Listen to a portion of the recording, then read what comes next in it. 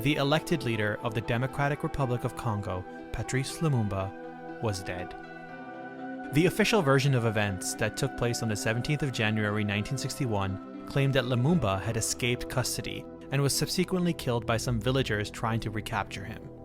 But the Congolese people, the United Nations, and many others across the world doubted this version.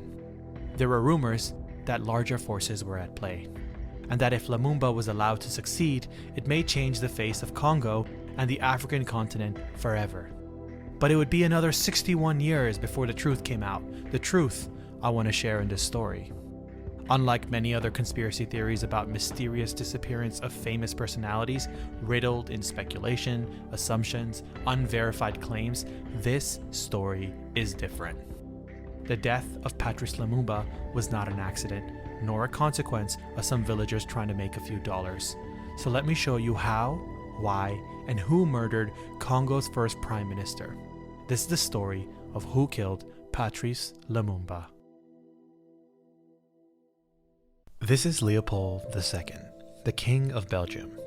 Belgium in the late 1800s, unlike its European neighbors, was young, relatively small, and had no colonies.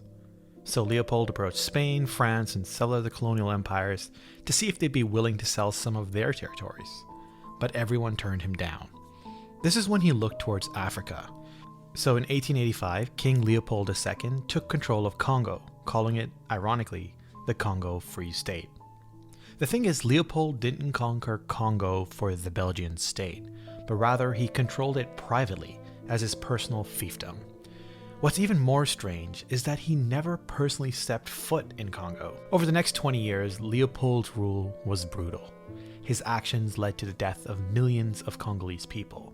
In fact, his mass exploitation and forced labor got so bad that in 1908, he was ultimately forced to give up control of the Congo Free State to the Belgian government, who renamed the territory Belgian Congo. Unfortunately, despite the transfer of power from King Leopold II to the Belgian state, many of the same abuses continued. And it was under this backdrop in 1925 that Patrice Lumumba was born. As a child, Patrice was intellectually curious and outspoken. Unlike many of his peers, he questioned why the white Belgians had all the power and Congolese were forced into low-wage jobs.